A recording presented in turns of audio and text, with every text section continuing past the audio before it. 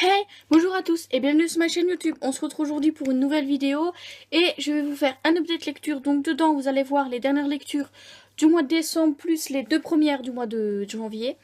Voilà, donc on est le 14, j'ai lu que 2 livres pour l'instant mais j'espère pouvoir en lire plus. De toute façon, vous me connaissez, de toute façon je savais que j'ai pas fait de pile à lire ce mois-ci. Donc voilà, donc je vais commencer par la toute première lecture à vous présenter. Donc je vais commencer par vous présenter Good Girl of Bad Boys de Alana Scott chez E.H. New Adult. Donc je disais, on va suivre Elodie qui déménage de Londres à Saint-Louis pour le boulot de son père. Donc nouvelle ville, nouveau lycée. Déjà première fois, elle va rencontrer des jeunes filles dès le départ. Je sais plus comment elles s'appellent, mais je crois que c'est Val ou Vic. Ouais, c'est Vic ou Victoria, je crois que c'est Victoria qu'elle s'appelle. Elles vont rapidement devenir amies. Mais elle va également entendre parler d'une rumeur concernant un certain Zach Menser.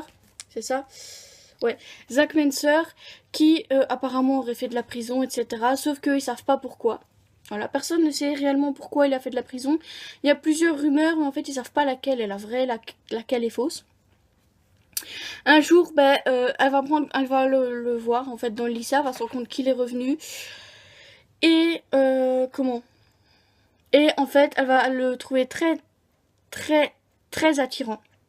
Voilà, elle va le trouver très attirant. Elle va elle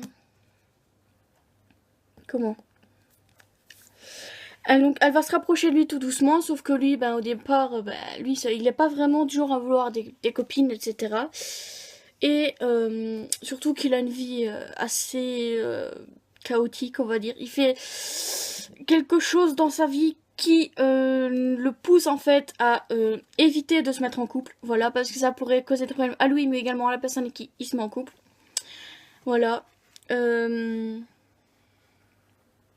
Comment dire ? Et ils vont tout doucement se rapprocher, déjà à l'aide d'un devoir d'histoire, je pense, qu'ils vont devoir faire ensemble. En fait, c'est elle qui choisit de se mettre avec Zach, donc elle lui laisse pas le choix, en fait, voilà. Elle lui laisse pas le choix de le faire avec elle. Et il va se dire, ok, tant pis, je vais le faire, hein, j'ai pas le choix, elle me donne pas le choix, voilà. Et donc ils vont se rapprocher petit à petit, ils vont vivre une histoire d'amour, il va se passer quelque chose qui fait que l'histoire d'amour va pas forcément bien se passer, mais il y a une fin heureuse et j'ai bien aimé ma lecture. Pour moi, c'est tout ce qui compte. Alors, je sais qu'elle en ressort un, je pense, qui sortait en novembre ou en décembre, je ne sais plus. Donc toujours chez E.H., mais je pense pas l'acheter maintenant parce que j'ai d'autres livres à acheter. Je dirais pas plus important, mais tout aussi important, donc. Mais quoi qu'il en soit, je lirai ses prochaines parutions parce que j'ai bien aimé sa plume. Alors certes, c'est écrit tout petit pour à peu près 500 pages. Voilà, pour un peu plus de 550 pages, mais bon, c'est pas grave. Ça se lit quand même hyper rapidement parce qu'une fois qu'on est dedans, on est dedans. Voilà, enfin ça dépend. Si t'aimes bien l'histoire et que t'es dedans, y a pas de souci. Voilà. Et ouais, j'ai bien aimé. Voilà. Alors ensuite...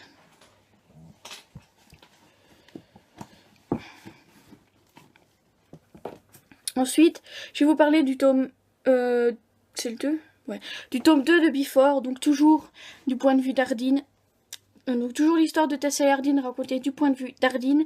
Alors c'est comme le premier, j'ai bien aimé, mais ça reste qu'une relecture en fait de la saga After du point de vue d'Ardine. Alors on comprend mieux les réactions d'Ardine à certains moments, ces réactions qu'il a eues quand on lisait After.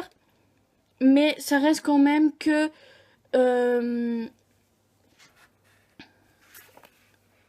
Alors, je veux dire, le livre il est abîmé, mais effectivement, j'ai renversé du Red Bull dessus. Voilà, il est abîmé là, vous voyez, la trace jaune, c'est bien. Bref, donc je peux pas vraiment vous raconter le résumé, parce que de toute façon, ça raconte le même que dans Tessa et Ardine. Alors, on reprend un peu après le tome 1, donc la suite des événements, mais à la fin, donc quand on va faire des sauts dans le temps, en fait, où il va raconter sa vie avec Tessa, etc. Et à la fin, on a...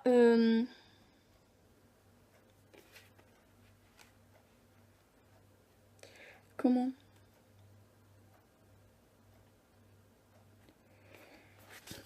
Vous voyez, on a des points de vue de certains personnages. On a Christian, on a London.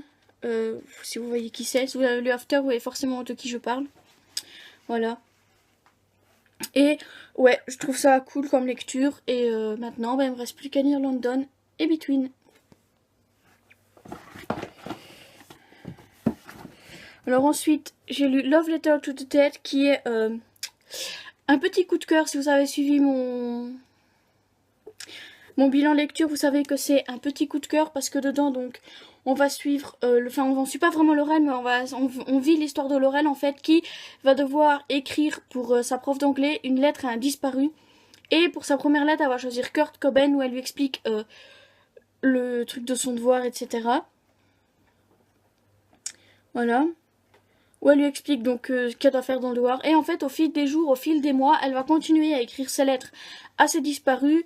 Et au fil des mois, en fait, elle va commencer à raconter tout doucement ce qui s'est passé le jour de la mort de sa sœur, pour pouvoir écrire vraiment la toute dernière lettre adressée à sa sœur. Mais dedans, on va voir que on va suivre vraiment un combat contre la culpabilité personnelle qu'elle vit.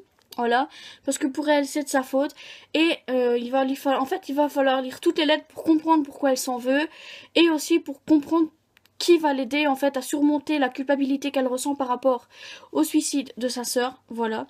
Et j'ai vraiment beaucoup aimé parce que le truc du deuil en fait, du deuil, du suicide, de la culpabilité, je pense qu'on peut tous le ressentir à un moment donné de notre vie. Voilà, et ça peut faire réfléchir également sur pourquoi est-ce qu'on s'en veut pour telle ou telle chose. Ou pourquoi est-ce qu'on pense que la mort de telle personne, je dis pas qu'elle est de notre faute, mais qu'on aurait pu faire plus ou des choses comme ça. Mais moi ça reste que j'ai quand même bien aimé, donc voilà. Et je sais pas quoi vous dire de plus parce que bah, c'est juste des lettres en fait, il y a je pense presque 50 lettres. Alors ensuite on va passer à Nuit de Bernard Minier, où là on va suivre Kirsten Nigart, qui est appelée pour le meurtre d'une femme qui vivait, qui travaillait sur une plateforme pétrolière, voilà.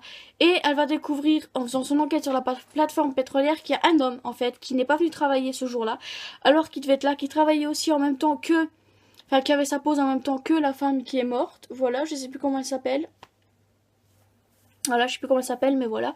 Et en fait, dans les affaires de ce mec, elle va découvrir des photos de Martin Servaz, donc le commandant, enfin le policier qu'on suit depuis le début de la saga, voilà. Donc qui a déjà eu affaire à Hirtman par 2 fois. Et elle va découvrir également une photo d'un petit garçon qui s'appelle apparemment Gustave. Et donc de là, en fait, elle va faire le voyage de Norvège jusqu'à la Toulouse, enfin de la Norvège jusqu'à Toulouse, pour rencontrer Martin Servaz, mener l'enquête avec lui. Et comme d'habitude, en fait, Bernard Minier va nous mettre des rebondissements dedans, vraiment de malade. Alors, concernant Gustave, je pense qu'en fait, je l'avais deviné vraiment dès le départ, parce que c'est pas compliqué à deviner. Voilà. Dès qu'en fait, donc, dès que Martin part de cette théorie-là, pour moi, c'était celle-là la bonne, voilà. Et j'avais raison, de toute façon, c'était prévisible. Mais pour ce qui est du reste, en fait, j'avais absolument pas vu venir. La fin m'a laissé sur le cul, mais alors littéralement sur le cul, parce que j'avais pas vu venir ce qui se passait. Alors, c'est même pas concernant Hirtman en fait, c'est concernant quelque chose d'autre qui m'a vraiment beaucoup étonnée, et dans le bon sens, je dirais. Voilà. Et pour moi, c'est une réussite. Comme vous le savez, le seul que j'ai pas aimé en fait, c'est celui qui est hors saga de Martin Servaz. Et maintenant, j'ai qu'une hâte, c'est de lire Sœur. Voilà. Alors, bien sûr, je vous ai parlé vraiment en gros d'histoire, mais Hirtman va avoir vraiment son importance. En fait, c'est comme classé là-dedans. L'enquête, elle est sur Hirtman, mais sur aussi la vie de Martin, voilà. Mais également une autre enquête policière, en fait, de quelqu'un, voilà, qui va être accusé de viol. Et c'est Martin, en fait. Martin va subir un accident dès le début, à cause du mec qu'il poursuit, donc pour le présumé violeur, voilà, pour le... Enfin, il a déjà fait de la prison pour viol, mais là, il est juste présumé pour le viol de 3 jeunes filles, voilà. Donc, il va un peu mettre cette enquête de côté pour... Enfin, pas cette enquête, mais cette personne-là de côté pour se concentrer sur Hirtman, voilà. Et donc, on va vraiment le voir à Toulouse. Il va retourner à l'endroit où tout s'est passé la première fois, donc à l'Institut Wagner. Voilà, Wagner, je crois que c'est Wagner. Donc à cet institut-là ben voilà, pour essayer de retracer la route d'Irtman, etc. Et voilà, j'ai franchement bien aimé et j'ai hâte de lire Sœur. Voilà. Je peux pas en dire plus, mais voilà, j'ai vraiment hâte de lire Sœur. Alors, ensuite, le dernier que j'ai à vous parler, c'est 12 ans, 7 mois et 11 jours de Louise Muraille, donc chez PKJ dans leur collection best-seller. Donc, la collection best-seller, c'est des livres grand format, qui sont déjà sortis en grand format, soit chez PKJ, soit chez la collection R, soit chez Lumen, parce que pour l'instant, ils sortent que de leur propre maison d'édition, ou de chez Lumen, ou de chez Collection R. Voilà, enfin quoi, Collection R, pour l'instant, il n'y a que la vague, la saga la 5e vague, et Night School, je pense que c'est ça. Il y en a beaucoup plus de chez Lumen quand même, mais bref. Donc dans celui-là, on va suivre Jack qui, un jour en fait va décider d'aller amener son fils dans une cabane. Donc le jour où il l'amène, Walden a 12 ans, 7 mois et 4 jours. Voilà, donc il est prévu qu'il y reste une semaine. Et donc nous on sait pas pourquoi en fait il le met là-bas, il n'explique pas Walden en fait, il lui dit que c'est pour lui faire devenir un homme ou quelque chose comme ça.